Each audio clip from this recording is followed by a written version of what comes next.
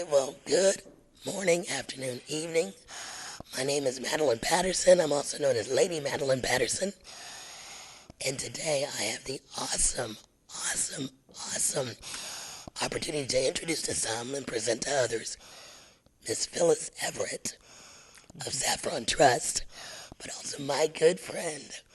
Love her to death, and y'all welcome her to our conversation today. So happy to have you, Miss Phyllis. Thank you, Madeline. I'm always blessed to be in your company. Oh, So the I'm feeling just is so totally honored. mutual. So today I want to talk a little bit and introduce a little bit about who you are. Where we're honoring and talking about women over 50.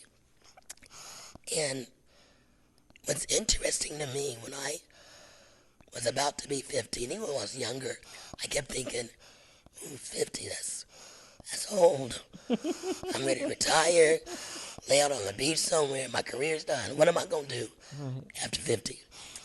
And, man, life is great. Yes, it is. I am pleasantly surprised that for me, there's a freedom that I have in a space where I can be me. But here's what it took for me. It took me getting cancer, and it took for me to get this hole in my neck. Now that happened in my 40s, because I was still rising up the corporate ladder, ready to do some big things, and then this happened. Yes. And my perspective changed. Life is short, and why not live your best life now? At whatever age you are, live your best life. Yes. But anyway, I want to hear more about you and what you're doing, and how did you end up in Austin, Texas? I ask myself that sometimes too. How did I end up in Austin, Texas? Um, I have grandchildren, so I'm past the 50-year-old. I'm in the 60s, but in my late 50s, my two favorite grandsons were going to UT. And so it was the opportune time to say, Grandma, come move to Texas. And my sister lives here in Austin, Texas. And so that was an easy decision to make. And so I landed here. I worked for a tech company.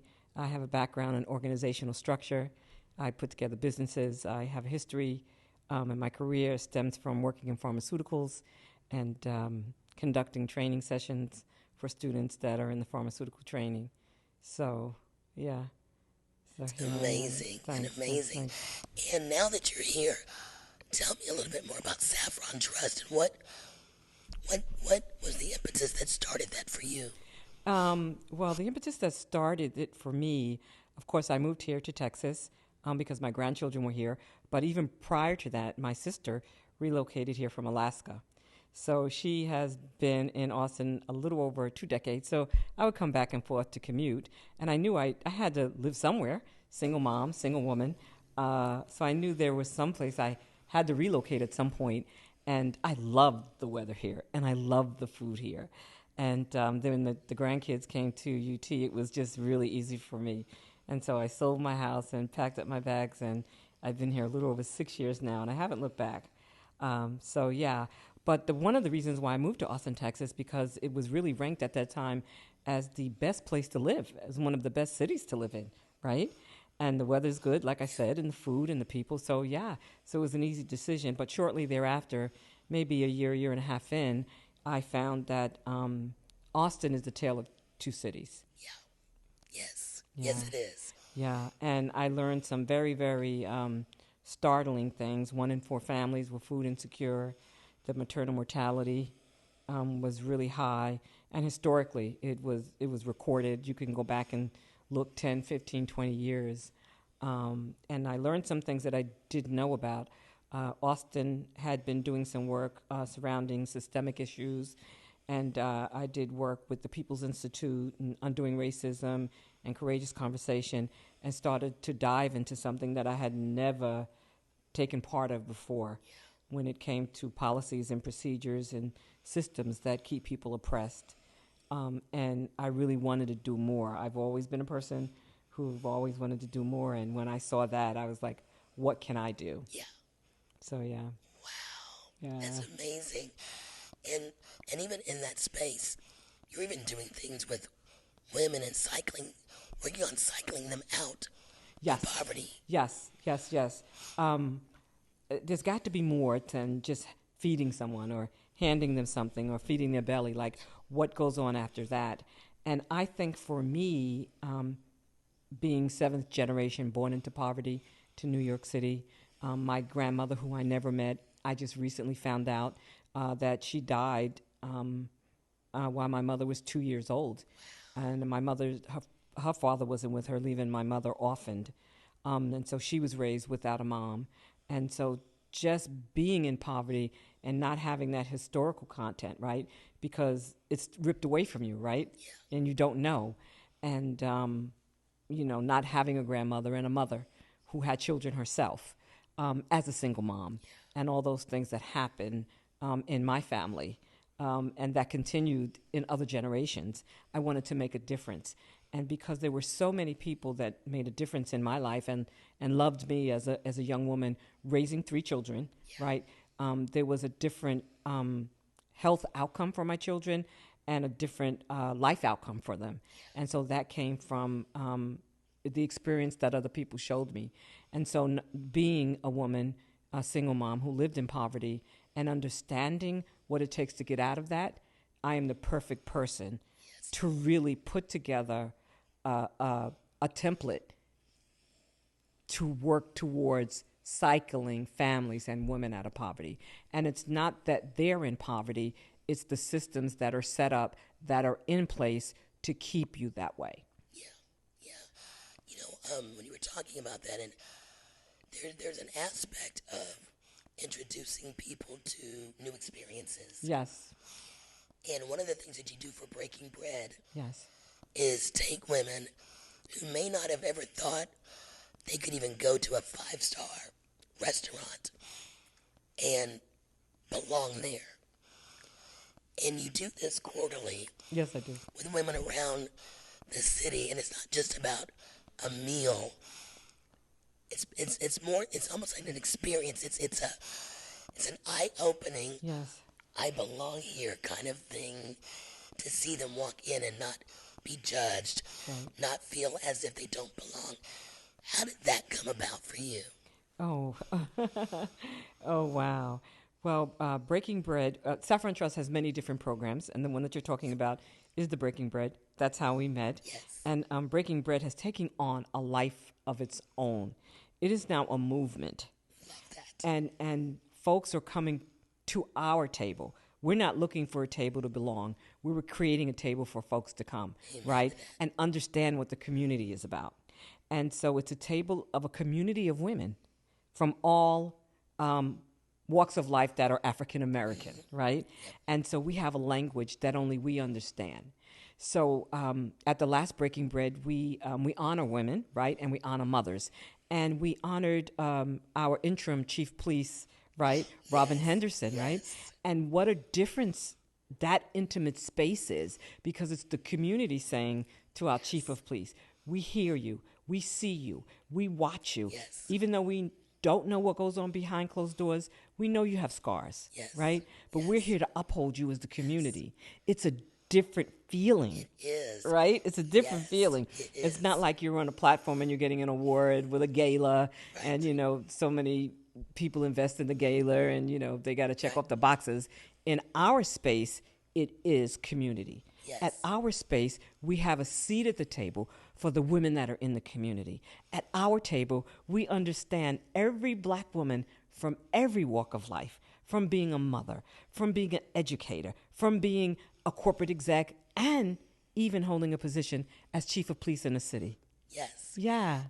I tell you, the first time I went, I was invited by a dear friend who I met because her daughter was having cancer. She was in my program. Oh, wow. And we got a chance to meet. And she brought me to one at Maggiano's. Oh, yeah. And I remember walking into Maggiano's, and there was a red carpet. I was greeted. I believe I got a glass of wine.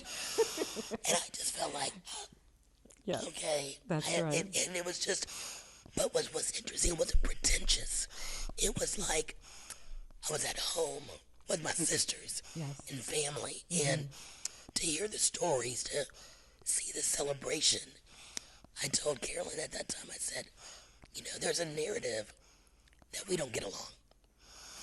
There's a narrative that we don't cooperate with each other. We are fighting against each other in a competition.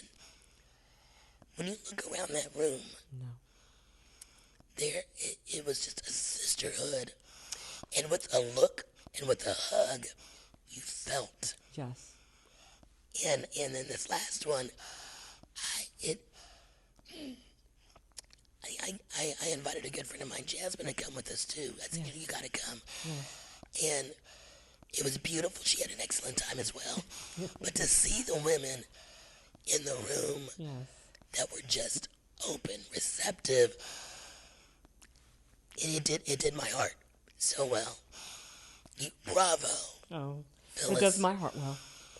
It Bravo. does my heart well. I'm in a space where I can be authentic, and when I see women do things and are change makers, I think we had a guest speaker there, Yes. Cynthia, and she passed the bill.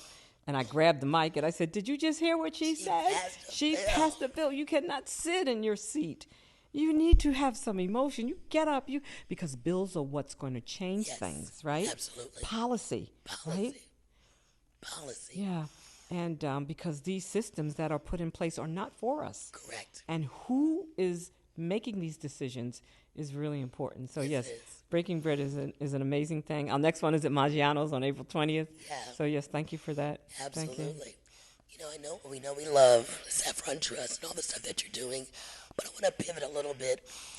Being a woman over 50, single mother, Yes.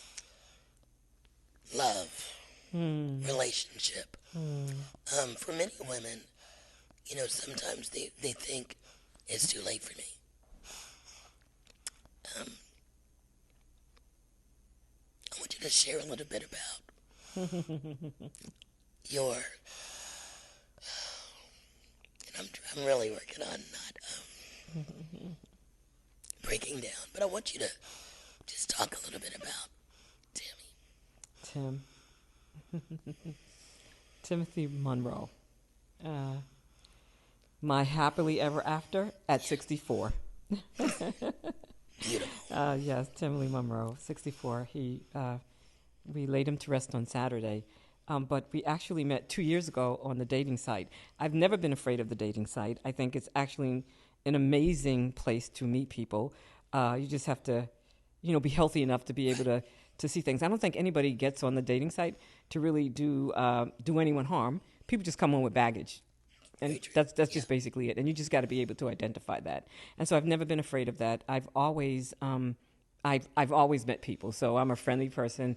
I was in Switzerland and I was hanging out at night, meeting women, having tea parties with them, So it's not an issue for me to meet people. But the dating site and having relationships is a kind of a thing that we're afraid of, right? Like we're going to meet a crazy person or what's going to happen. And that's never been my experience. Actually, some of my best friends I've met off the dating site, I didn't date them, but I wound up being friends with them. So, yeah, but recently I met, 2 years ago, I met a guy named Timothy Monroe who was out of Waco. And he was my happily ever after. And in the 2 years that we were together, I think we've probably, we've done everything. Pretty much, we've done everything. And I really believe that I would have been with him for the rest of my life. But I happened to lose him recently, which was a huge, huge loss for me. Yeah. And it was traumatic. Absolutely. It was traumatic. Absolutely. And my community came together for me. My God. I mean, I think I fell apart when I got the word that what had happened to him. And immediately, people from the community, it was on social media, and folks came out to support me and give me. Mimi Styles created a meal train. People were posting things on Facebook and coming by and calling and just making sure I was taken care of. I mean, up until last night, it's been over 3 weeks since we lost him, and girlfriends have been taking me out to dinner to make sure I'm okay. So the sisterhood is, and I didn't even know I needed it. I didn't even know I needed it. It was 2 days after I got the news that Timmy had passed, and I remember getting up in the morning and putting on my clothes. And I couldn't make a cup of coffee. The grief was so heavy. I couldn't make a cup of coffee. I had my car keys. And I said, well, let me go drive to Starbucks and get a cup of coffee. And the grief crippled me.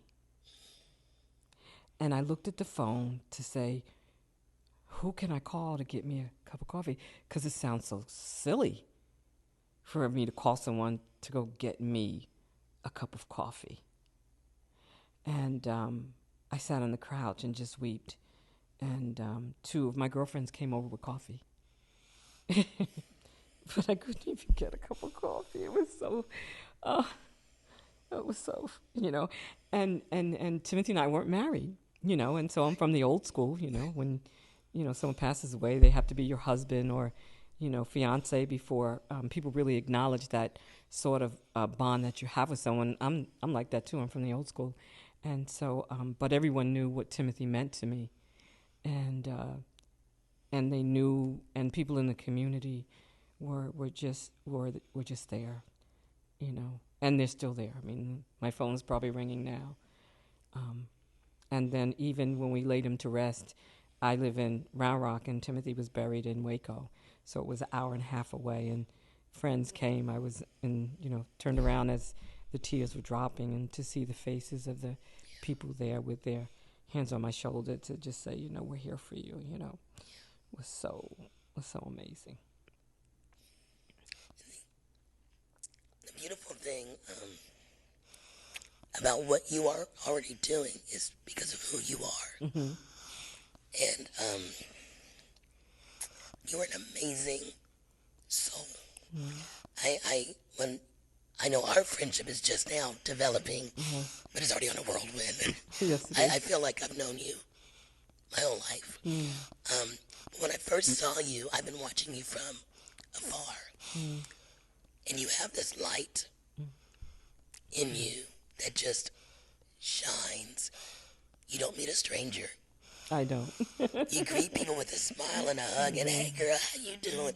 There's just a very authentic, genuine concern for others. Yes. And I'm so glad that people were able to pour back into you the things that you've given out. Because you continue to pour and give of yourself. Even now, in the midst of what you're going through, you're here.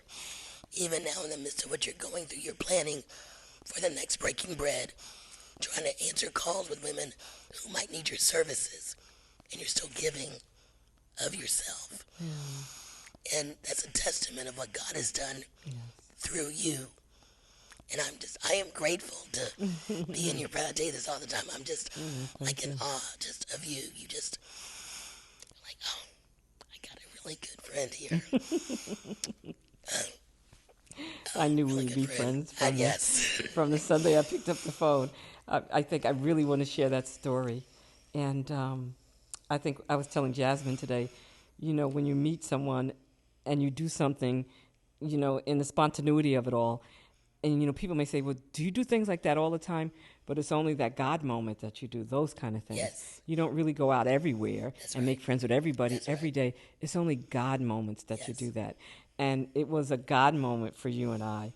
And as I was sitting on the couch talking to you 3 Sundays ago, and I asked you what you were doing on Wednesday, and you shared with me, and I said, I want to be your friend.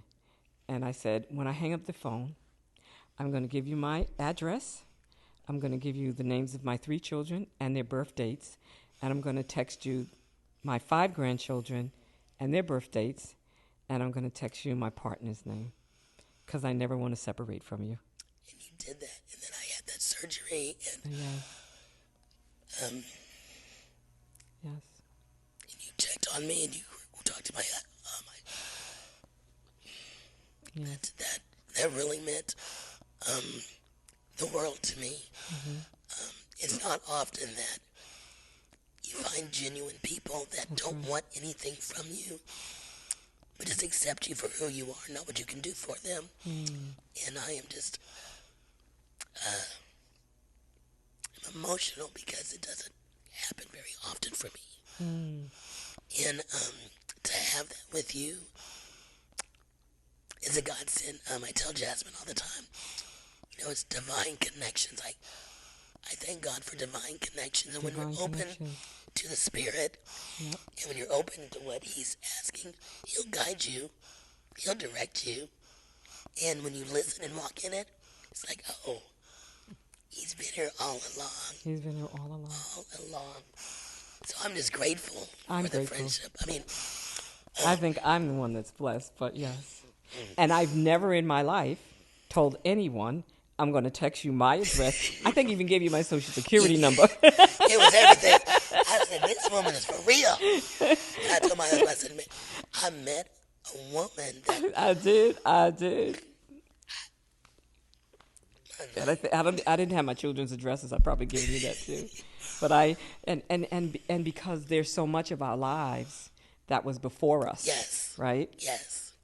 And so I want to skip over all of that. I want you to know who I am because I know God has work for you and I. Oh, and I knew it from that moment. Really? Oh, yeah. I knew. I didn't know what it was, but I knew it. It was, and you know. I've never told anybody on the phone that I met, let me give you my address, my phone number. And so those God's moments. Yes. It was God all the time. Yes. And even the breaking bread. Yeah. I was like, I want to help. Like, what can I do? And you're like, no, stop. I was like, no. It's like, stop, yeah. And look at us today. Look at us today. Yeah, we've been together all day today. Yes. We sure have, haven't we? Yeah, and we didn't even have it on our schedule. We did not. Right. And I woke up today and I said, God, you know what? Since this surgery, I've been asking God to direct my days.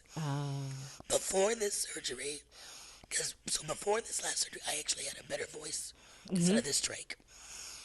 And just full transparency, I've been struggling with the reality that my windpipe is damaged.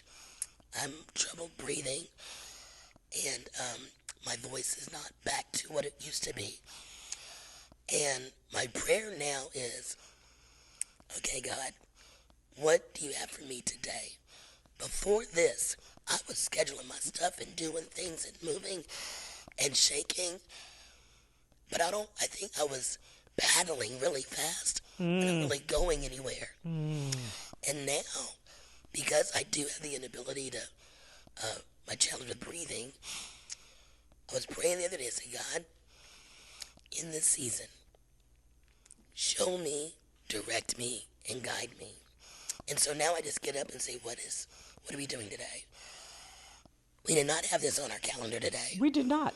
At all. We did not have an appointment at 11. We sure did not. At 10. and it's just, and now, and like walking in this though, feels look what God is doing. Like yes. I am just. He's awesome. Yes, yeah, he's yes, awesome. yes. So, what is on the horizon?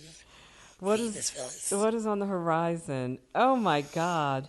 Well, I mean, we have all of the art shows that we're doing with Saffron Trust. Last year, we were able to fill, I believe, 420 seats at over 18 different performances. So Saffron Trust has Hearts for the Arts, and families are being exposed to the arts or seeing more of it, which is a good thing.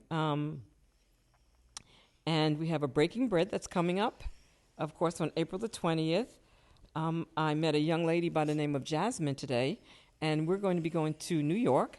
The Met is having an exhibit of the Renaissance, and I think it's over 240 African-American paintings and histories. It's pretty much going to be amazing. I started to watch some of that clip. Yes. And I was thinking, wait a minute. Some history has not been very accurate about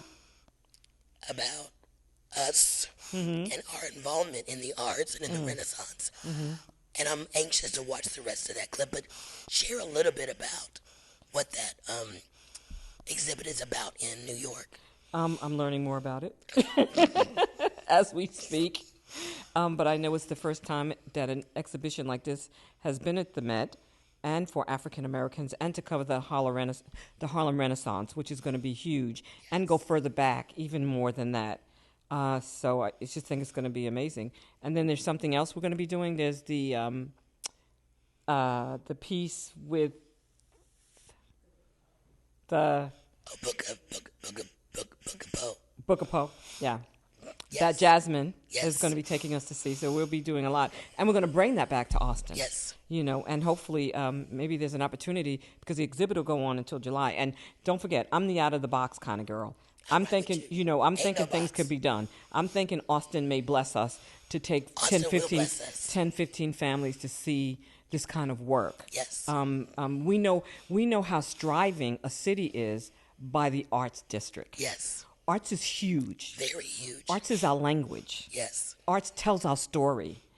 So we have to be more involved with it. Absolutely. And what changes a culture and what cycles women out of poverty, right, is changing policy and gathering experience. Yes. It is the experience of sitting through an opera that says, I want more. Yes. Who are these people that are sitting here?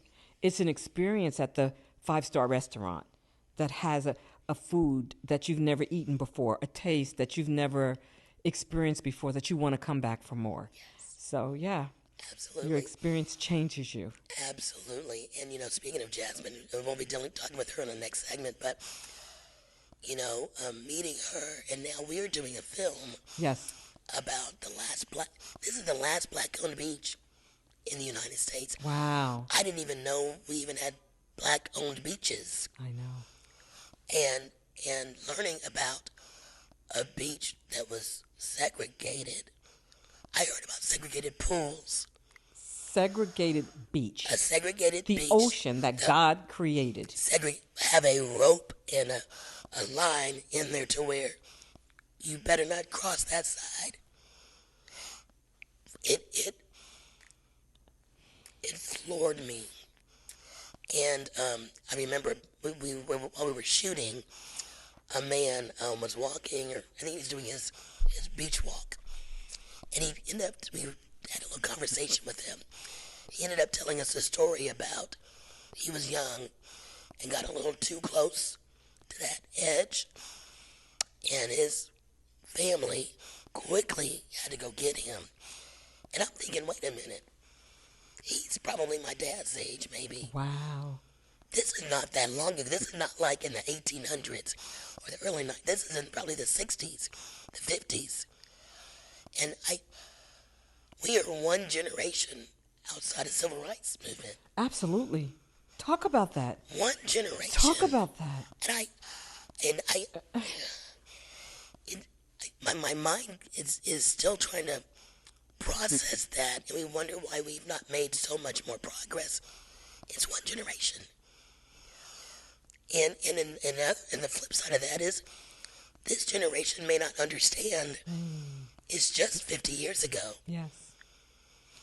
So that's why telling these stories, that's why these platforms, that's why sharing history is so important to understand. I remember being, my dad was in the military, and we used to drive from base to base, traveling.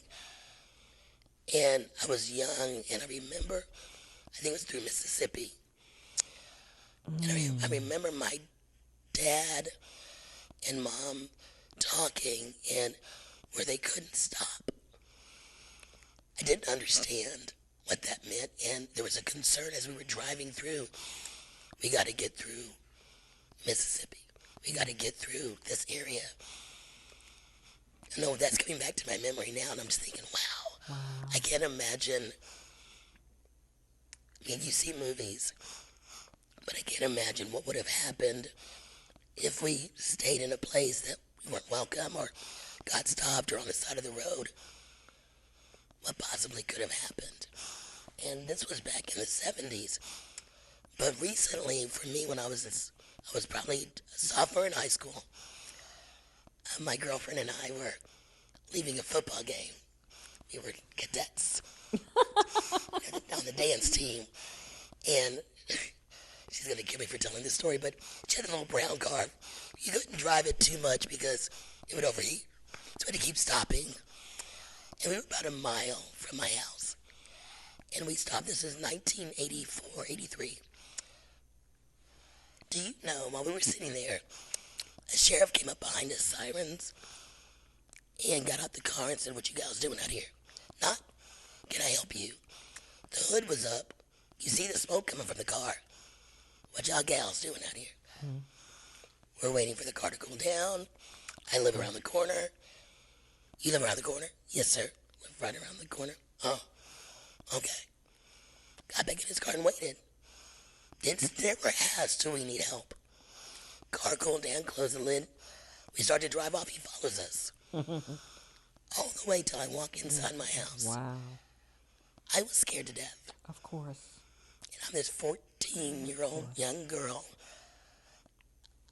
I was scared, and this was in the 80s. So I look back now thinking we're one generation away from civil rights.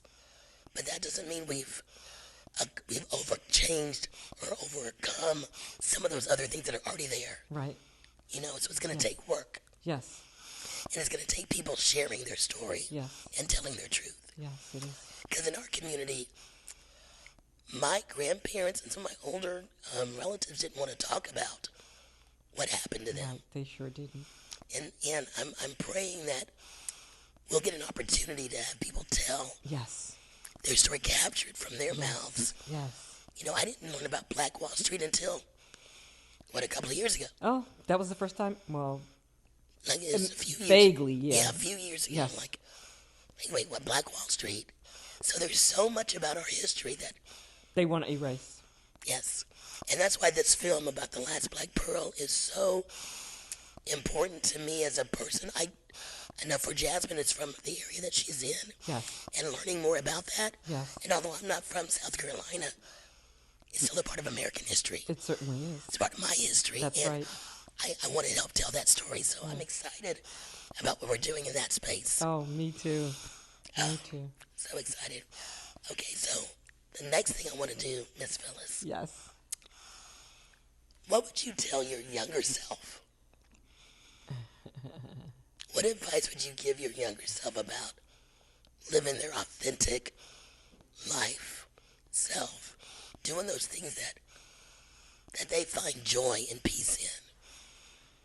Oh, wow. I think of what I tell my daughters, and I think of what I tell my younger self. You know, it's so funny. A couple of years ago, I created a doll who was my younger self, who I would always talk to. Really? I would have conversations with her. I love that.